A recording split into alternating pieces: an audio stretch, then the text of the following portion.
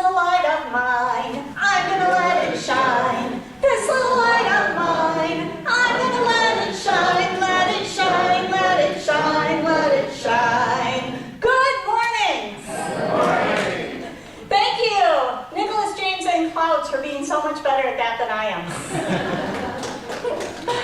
And thank you for the meditation, David. Absolutely beautiful.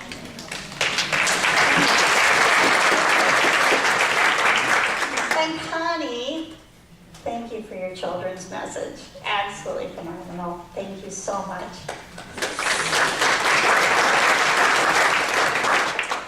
And Chris, beautiful interpretation of the readings. And John, thank you for singing that song a couple of months ago for your children's message, because it kind of cemented for me the fact that I had to reuse that song. And I was going to ask you to sing it with me later, but you already jumped in. So I know you'll do it again when I ask, right? Okay. So today, I want to talk about that light is a fire.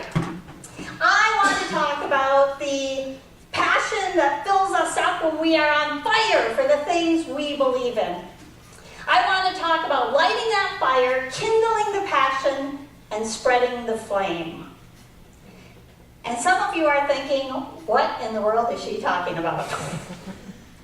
Between the kids or the parents, the spouse or the ex-spouse, school or work, home, heartache, health, and hassles, I can barely keep the pilot light on my furnace lit, let alone talk about a fire. And it's true, there are times when our passion fades and the rain threatens to douse the fire. But still, that light shines. Even in the darkest, dampest, coldest corners of our life. Because that light, to me, symbolizes something about the flame. The flame that we nurture. Fire is amazing in so many ways. When I was a kid, I loved watching my father set fire to the bundles of newspapers underneath the stack of logs. The paper would catch the flame and it would flicker all around that wood. And then something amazing would happen. Somehow a single spark was transformed into a blazing wall of light and heat and energy. Colors and shapes danced in the center, and serpent tongues of orange and red licked the air. But the fire wasn't forever. If we wanted it to continue warming us, it had to be fed. A steady supply of oxygen, fresh wood, our careful and deliberate watch and attention. I still love fire. I love watching it start with crackling excitement, spreading from stick to stick until the blaze is so strong. Even those that aren't sitting right by the fire experience the joy of the warmth and the light that it emits. I love the fire. And I love the feeling of the fire inside me when I'm most passionate about the things I believe in. That symbol of a fire is something for me about the universal love and compassion that guides my life. It's that light in each one of us that we acknowledge when we greet each other with namaste. And over again, it is that light that calls us out to share our fire with others. Because that is the most important thing we can do with a fire, is share it. How long do we think it's going to last if we keep it to ourselves? Just like the campfire needs new kindling if it's going to grow, our causes, our passions, our organizations need new kindling, new wood, if they are to grow, if they are to make a difference. So are you ready? Are you ready to spread the fire? We do that by building relationships, by telling our stories, and by letting our little light shine. Because when we choose to live in the light, something happens. Along the way, we stop asking the light to guide us and to warm us. And we start asking how we can use the light to guide others. We have had an opportunity to sit at the fire together, you and I. We've taken turns tending the coals and fanning the flames. And we have built something truly beautiful, vibrant, colorful, and alive. And all of us have benefited from the strength of that fire. And now, as we move into another time, and I leave, I will take my flame with me. But I can't do that without taking yours as well. There's no way to tease apart my fire from your fire. There's a part of me, my spirit, my passion, that will forever be a part of this place. And there's a part of you that will always be a part of my spirit. And so you will also be part of Extended Grace, a new community of light, seeking to connect people like you who want to make a difference with opportunities to do so. As we start on separate journeys, we will share a common goal: to invite more people to the fire. So look around you. Do you think that there's anybody in Grand Haven, Spring Lake, Ferrysburg, Muskegon, Holland, Grand Rapids, anybody who could benefit from hanging around with people like us? I'm telling you, we are surrounded by hurting, alienated, rejected people. People who are desperate for a place of acceptance and a place of belonging. People who are waiting to be asked.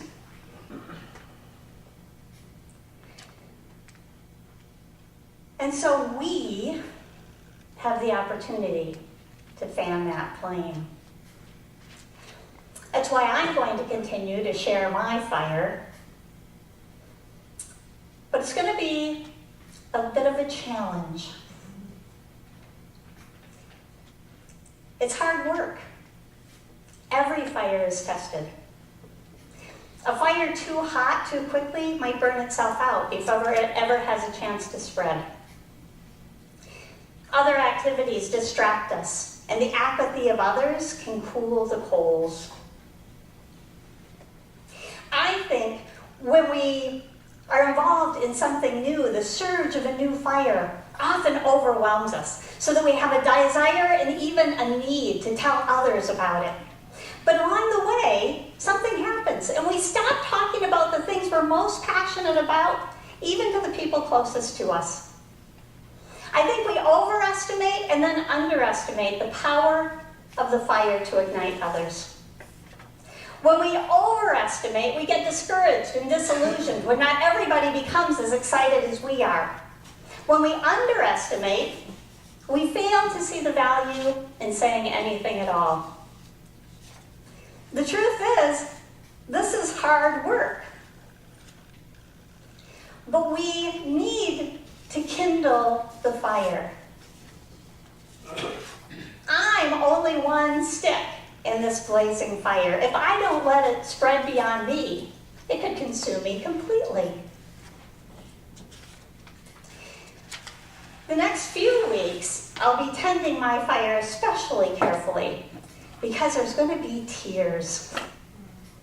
My tears. And I have to make sure they don't put that fire out. We have created something beautiful and lasting. I have been so impressed by your dedication, your commitment, your drive. I've experienced, I've witnessed the love that you feel for each other, for the community, and for me. And now, we get to work in collaboration as time goes on. As we think about all of those people, you know what I think we could do together, working collaboratively? I think we could build a bonfire. I mean a kick-ass bonfire. And nothing about that is easy. The cold, hard truth is that in this work, we will be met with rejection. All of the spiritual masters tell us that. And who wants to be rejected? Who wants to be ridiculed? Who wants to try to tend the fire in the midst of the wind and the rain? W.E.B. Du Bois, in his writings about social injustice, says that it is the wind and the rain that makes the earth blossom and bring forth its fruit. The workers are few, but we can be among them. We can commit ourselves to living a life in the light. To living a life that changes the way we think and live and behave. So that we can more and more extend love and compassion to those who need it the most. As I leave here, I am filled with a deep sense of joy.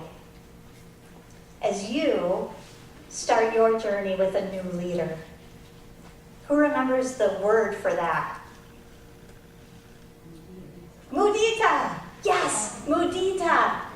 I rejoice in your good fortune.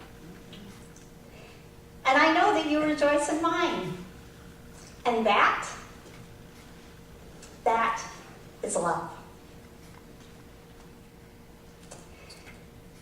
I lit a candle this morning to raise up that love, recognizing that in any transition, there's also a period of mourning. And there's a risk in that mourning to think that there's something lost. But loss is only an illusion. It's a figment of our imagination. Nothing is ever lost. There is only gain and change and growth. I'm going to invite you to come up and light a candle. This symbolizes the fire we've created together, and I want each of you to be able to light your fire, to combine it with that flame. And then I'm going to light one more candle, and that one I'm going to bring with me to Inspire, the first event for Extended Grace. And C3 is a table sponsor for that event. So I hope you'll join me November 1st, 1 o'clock in the afternoon, where we again try to connect people who want to make a difference with opportunities to do that. We have wonderful collaborative opportunities in store. And as you quietly return to your seat with your lit candle, I want to ask you to reflect on how you have been formed and forged and shaped over the past 18 months. And how that light might lead you into the future. And I was also told that maybe it would be too structured to have the ushers lead you, so I'm reminded you're supposed to self-lead.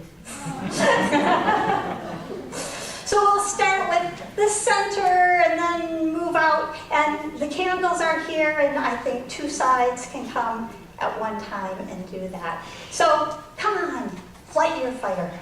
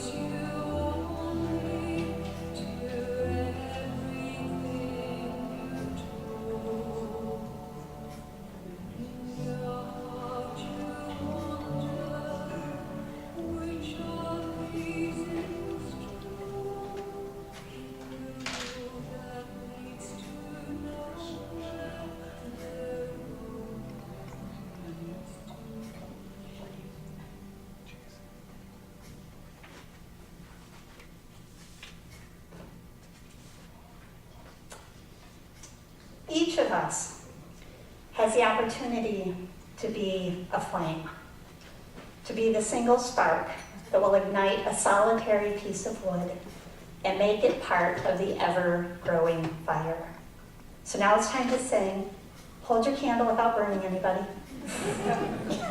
This little light of mine, I'm gonna let it shine. This little light of mine, I'm gonna let it shine, let it shine, let it shine, let it shine. Mudita, my friends. Mudita. Namaste. Namaste. Whew. but you may all blow yours out for the sake of not starting a real physical